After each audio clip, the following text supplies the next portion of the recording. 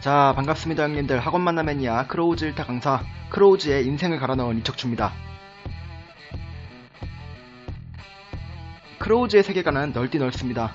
원작을 시작으로 영화와 후속작, 같은 세대의 다른 동네 이야기 등 최근엔 외전과 하이앤로우 등을 통해 계속해서 그 세계를 확장해가고 있습니다. 그동안 전투력 순위 관련해서는 큰 맥락만 짚어 3번 정도 이야기해본 것 같습니다. 그때마다 받는 흥미로운 질문이 제로의 겐지나 세리자와는 어디쯤 끼나 구리코나 하나는 어디쯤 되나 같은 다른 세대의 인물까지 모두 종합해서 세계관 총 전투력 순위를 생각해보는 겁니다. 크게는 작품마다 주인공이 바뀌고 또 그 안에서 세대의 흐름에 따라 주연들이 바뀌니 한 명 한 명에게 수치를 매긴다는 건 정말 머리 깨지는 일이죠. 그런데 이 재밌는 일을 또 그냥 넘어갈 순 없고 제 짱구에서 적당히 생각해보니 대략 20여 명쯤 꼽아볼 수 있었습니다. 시작하기 앞서 이번 영상의 중점은 각 세계관의 주역들을 적절히 섞는 데 의의를 두었습니다. 도저히 순위를 나누기 어려운 인물들은 한 그룹으로 묶은 점도 양해 바랍니다. 사설이 길었으니 구구절절한 설명 배제하고 굵고 짧게 담백하게 한번 가보겠습니다. 탑 20에 드는 20번째 인물을 누구로 시작해야 할지 고민 끝에 쇼고와 미츠마사로 시작합니다. 신사춘왕 이후 워스트 세대의 주역들 7대 무장전선의 헤드 무라타 쇼고와 월강 제국을 건국한 호세네 짱 미츠마사를 20위에 등재합니다. 마찬가지 쇼고와 미츠마사와 사연 깊은 라이벌이자 하나의 주적이자 라이벌이 되는 비공식 쿠로다키의 수장이자 신설 린도고의 짱 아마치 히사시입니다. 사실 이 18번을 정하는 게 가장 어려웠습니다. 고심 끝에 끼워 넣기로 스네이크 해제의 헤드 코에이를 넣습니다. 보우야가 공식적으로 말한 류신과 다치야 다음 급인 키코와 데츠지, 보다 좀 더 센 파르코, 보다 좀 더 세다고 평가되는 인물이자 현남의 책임자들이라 불리는 5인방 중 2인자에 해당하는 인물이니 이 정도 평가는 괜찮지 않을까 생각합니다.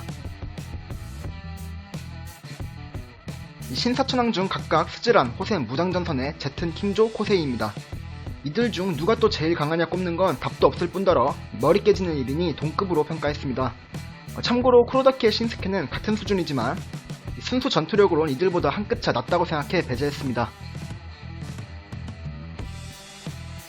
쿠로다키 연합의 초대 총장 불독입니다.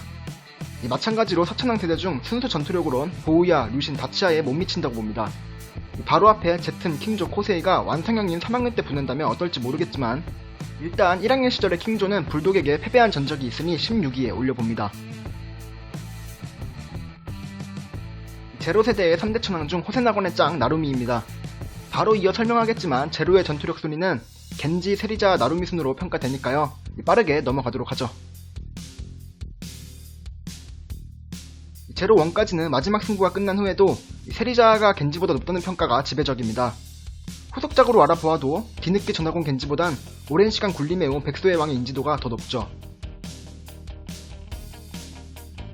하지만 제로2 나루미의 호생까지 격파하고 린다만가의 최종 결전, 즉 졸업 시점으로 완성형의 겐지는 확실히 세리자보다 우위를 점합니다. 크로우즈 내 최강자 제외하고 강자 중에 제일 센, 즉 보우야가 인정한 자기 바로 다음 가는 인물인 4대 무장전선의 류신과 호센의 다치아입니다. 보통 겐지와 세리자를 세트로 류신과 다치아와 동급으로 많이 봅니다. 취향에 따라서 겐지와 세리자와를 이 위로 올려줄 수도 있지만 저는 원작의 팬이라서요, 원작 보정으로 류신과 다치아를 12위에 올려봅니다. 6대 무장전선 헤드 데츠쇼입니다. 갑자기 데츠쇼가 11위로 치고 올라와 의아해하실 분들도 계실텐데 역대 무장의 헤드들 중 순수 전투력 순위로는 데츠쇼가 가장 높게 평가받습니다. 류신이나 코세이보다 후배여서 그렇지 6대 헤드가 되는 완성형의 데츠쇼는 워스트 최강의 하나키 구리코마저 고전하며 당황하게 만든 인물이었죠. 갑자기 또 아즈마류가 10위로 치고 올라와서 의아하실 분들도 계실 겁니다.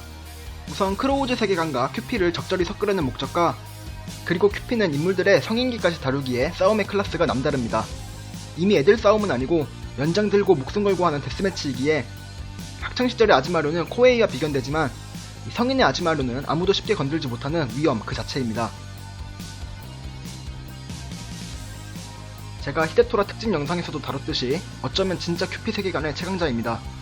무력으로 탈인간급인 큐피를 제외하고 인망과 실력을 모두 갖춘 히데토라의 진면모를 본 사람들은 모두가 히데토라를 존경하며 따르죠. 큐피 역시 히데토라와 한번 붙은 뒤로 전환점을 맞이하게 되고 힘으로는 자신이 이겼지만 마음으로 완전히 패배했다며 머리를 숙이게 됩니다. 위아래 없고 당체 한데 모이지 않는다는 스즈란을 최초로 통일한 29기의 츠키시마 하나입니다. 하나가 스즈란을 통일했다는 자체에서 스즈란은 이미 하향평준화 되었다는 의견을 보았는데 동의하는 바이고요. 카리스마는 조금 떨어지지만 실력만큼은 초인적인 스태미너를 내기에 스즈란 역사에 한 획을 그은 인물임은 사실입니다. 만지제국 쿠즈가미해의 3대 해장, 워스트 시점으로 현 만지제국의 최강자 에비스 코이치, 쿠즈가미 다츠오의 직속 후배로 만지제국 최강이라는 타이틀을 그대로 이어받아 스즈란의 츠키시마 하나를 이기면서 구리코와 함께 영원한 워스트의 최강자로 남습니다. 초대 만지제국 당시 구도룡의 해장이자 후에 자신의 이름을 딴 쿠즈가미해를 새롭게 창시합니다.